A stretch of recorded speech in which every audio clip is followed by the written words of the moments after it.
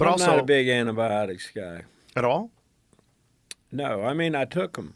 I took them one time. I credit them with really having saved me. But Oh, they'll save you under certain conditions. right, right. If your immune system's shot and there's nothing else you can do to bolster your immune system in a short amount of time, where the whatever is happening quickly. But you're then I saying like think, ubiquitous use of antibiotics for everything. yeah, where it's just like that's probably not a it's good like idea. a Pez dispenser that Right. it does affect your immune system adversely, especially continuous use of antibiotics. It's also why we have MRSA.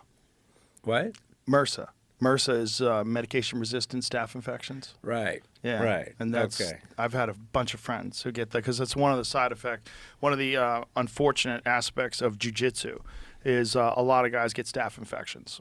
You know, if you're not clean, you're not Because taking of care what? of getting scratched and scraped up, and you're on the ground, dirty mats, people come in dirty, and you can get an infection. I've had staph twice. You get staph, ringworm, a bunch of different things that people normally get on the mat. But there's ways to combat that in a healthy, organic way. And one of the best ways is the use of, there's a bunch of different oils, tea tree oil and eucalyptus oil, a bunch of oils that don't affect your skin biome in a negative way. But what they do is they protect you from bad diseases. And there's a company called Defense Soap. And I always recommend it. I don't have any affiliation with them. My friend Guy Sacco runs the company, but he developed it because a bunch of wrestlers and grapplers were getting skin infections.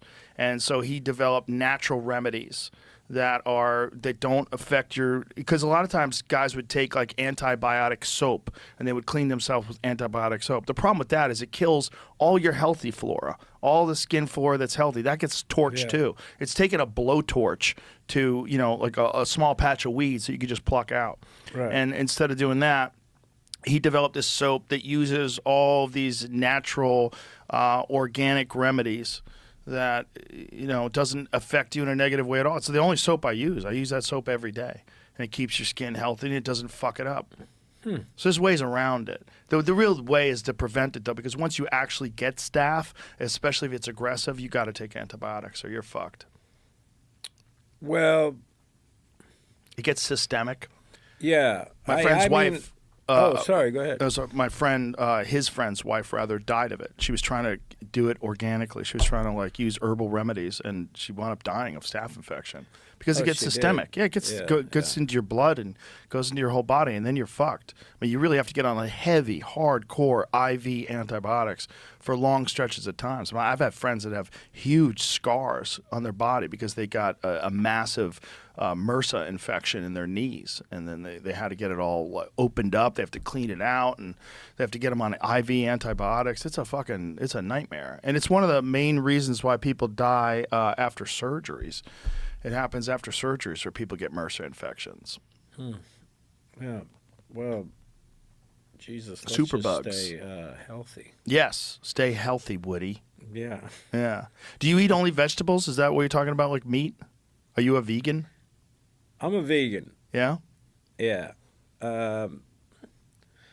But, you know, I mean, I really, my real belief is in raw living food because I feel like, you know, we talk a lot about you getting your protein or you getting your carbs or whatever. I think the most important component of the food are the enzymes. Mm-hmm. The enzymes being the life force of the food. Mm-hmm. And the enzymatic activities, your eyes blinking, your heart beating, those are enzymatic activities. If it wasn't for enzymes, we couldn't do them. Yeah. Like enzymes are highly important. Anything you cook over 118 degrees for a minute, you destroy the enzymes and most of the nutritional value of the food. Mm-hmm. And that's why I'm a believer in raw living food. And I just know from when I've had lots of experiments for when I was doing it and when I was eating a lot of cooked food, and you know, you can really feel the difference. It's there's no question about it. Supporting the energy of the body better than anything. But meanwhile, I agree that it's very hard to avoid eating cooked food because it's delicious. Yeah. But to have as much raw as possible. Mm-hmm. That's my thing. And I eat. I take. I try to get a lot of sprouts and microgreens and everything, and then I also eat cooked food.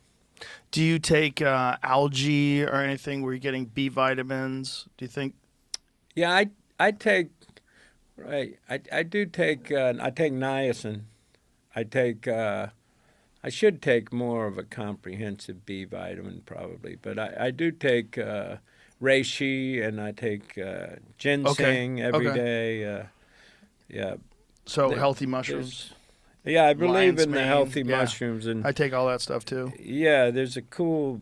Yeah, I got to get on the regular medicinal mushrooms. Those are crucial. Yes. And especially Yeah. brain repair, which is, I think, something I need. I think we all do. You fix those pathways Yeah. that have been compromised. Do you ever fuck around with nootropics? Do you take any nootropics? Like what? Nootropics are essentially nutrients that contribute to cognitive function. Building blocks for human neurotransmitters, acetylcholine, theanine, things along those lines. No, I don't do that, but No? I'm open-minded. Yeah. I imagine Downey would know all about that stuff. Yeah, I bet he would. Yeah. Yeah, he's really, really knowledgeable about that. But you've studied this shit too, yeah. Yeah. The thing about it Nootropics. is, like, you could almost take stuff all day long because there's so many different things that could benefit you. You would Right. you'd have to have a fucking stack of shit in front of you all day long, which gets tiresome. You know. Yeah, I mean, I much prefer. I mean, I think the best thing for restoring health, for if you're sick and you want to get better, is fasting. They've Fasting been is doing fantastic it for for you. thousands of years, Yeah. and it just works. It does. Because Yeah. the congestion in the body is really what disease is. It's congestion. And It's inflammation. Generally, but inflammation. You could call Yeah. it that too. But that congestion begins in the colon, Mm-hmm. and so you don't clean that out. Issues. Yeah. Do you concern yourself? Do you eat organic vegetables only? Yeah. Yeah. That's huge because I mean I think what is it, like 90-something% of people tested have glyphosate in their system. I was reading some study on fucking on Girl Scout cookies. Like how many, like they've done studies on Girl Scout cookies where they break Girl them down and Scout find out cookies. what's in them. Oh, holy shit. They're fucking toxic as fuck. It's just so many bad. I'll send it to you, Jamie. 'Cause I sent it to my wife because she's trying to avoid Girl Scout cookies. See Because the those little, smiling face of those the little Girl hustlers. Scout. You can imagine she's gonna give you something bad. yeah, those little hustlers. They Yeah. they catch you at the grocery store. I'll find this for you, Jamie. There was this thing about. Oh, here it is. The different seed oils, all the different things in them. Yeah, it's probably one of them. What does it say here? Thin Mints being the worst offenders. 5 flavors of Girl Scout cookies contained. Scroll up, back up. Contained levels of glyphosate and heavy metals above EPA water safety limits. New investigation found 100% of tested Girl Scout cookies contained glyphosate. 100%. Controversial herbicide and Roundup. 88% contained toxic metals like arsenic, lead, and mercury. Key finding, Thin Mints had the highest glyphosate levels at 111.07 ppb, 334 times what experts say is harmful. Peanut butter patties had the highest heavy metal contamination, with lead reaching 42.5 ppb and aluminum at 27,500 ppb, ppm. 76% of cookies tested exceeded cadmium safety limits, and 96 contained lead. That's wild. Girl man. Scout That USA, is which wild. sells 200 million boxes per year, $800 million in revenue, did not respond to researchers before publication. I wonder Didn't why. Respond. I wonder why. I wonder why they wouldn't chime in. Isn't that crazy? Whoa. See, there you go. And by the way, that you could replicate this same thing in so much of the American diet. What does Girl Scout cookies have to say? Girl Scout cookies are made with ingredients that adhere to food safety standards set by the FDA and other relevant authorities. Oh, really?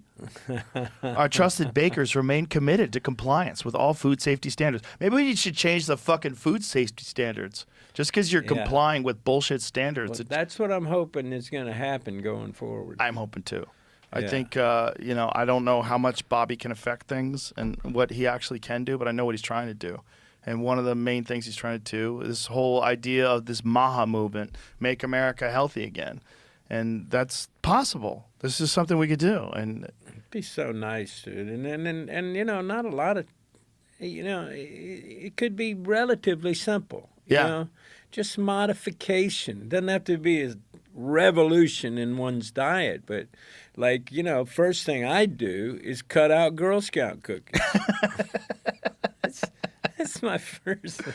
It's crazy that 100% of them have glyphosate. Like, fucking A, man. Well, the glyphosate is just absolutely crazy. And it's just still, we know how toxic and terrible it is, and we're still using it constantly. And other countries aren't. In corporate, or industrial farming. You know, it's just wrong. I know you're into regenerative farming. I think that's great. Yeah. But you see, over the long haul, the regenerative farmer gains.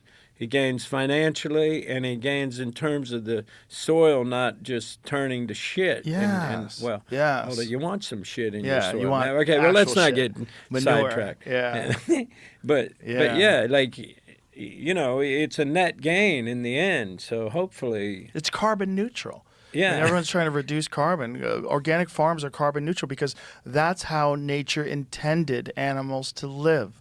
That's how nature intended us to grow crops. It's all supposed to be animals graze, manure, all this different stuff. It helps. You got to think of the soil biome just as much as you have to think of your own biome. Yeah, and it all works together. And thank God there's people out there like Joel Salatin, who runs Polyface Farms, and Will Harris, who runs White Oak Pastures, who've educated these people and gone on, written books and gone on these tours and explained to people. Like Will Harris, who's been on the podcast a couple of times, he spent 20 years changing his family farm, which was a industrial farm, into regenerative agriculture. And you can see the difference in the soil. We have two glass bottles of soil out there, one from an industrial farm and one from his farm. And his farm is dark and rich and filled with nutrients, and the other one is just pale and dead and just covered in bullshit fucking chemicals. And meanwhile, that's the stuff that gets highly subsidized. Yes. So it's a catch-22.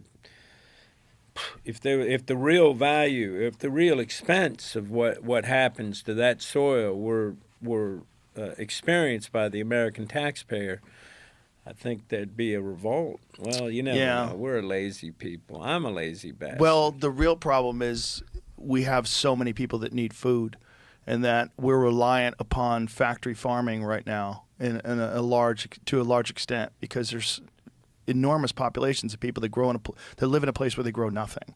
Whether it's New York City or it's Los Angeles, is urban environments, they need food constantly shipped into them, and no one's growing anything, and the population keeps booming, and it's like you got to get these people food. And we right now are dependent upon factory farming for a lot of that food. Well, I wonder if you could, through regenerative farming, cover it. I wonder. Could that ultimately be? Yeah, I wonder. I think people are definitely going to have to change the way they eat. It has to change. Well, we at least have to change the way we farm, because otherwise we're going to have just more desertification. But at least people are aware of it now. At least there's more information and more education about that today than has ever been before. I mean, this was never a discussion when I was a kid. I never heard anything about that. It was just being done, and this is just, you got food, and you didn't think about where it came from. And then the term organic came around, like, what's that? Like, it's no pesticides. Like, what's a pesticide? What's on the food? Like, we didn't know. And back then, there was no access to any information other than mainstream media. So it was pretty easy for them to keep going on with these practices unless you went out and sought it out and went and found books, or someone told you about a book, you didn't know. You didn't get that information. I think more people have that information now than ever before. So that's one of the reasons why I'm hopeful. And I think Bobby really does have an idea of how to do this. And I hope he's successful. Yeah, me too. Yeah, me too.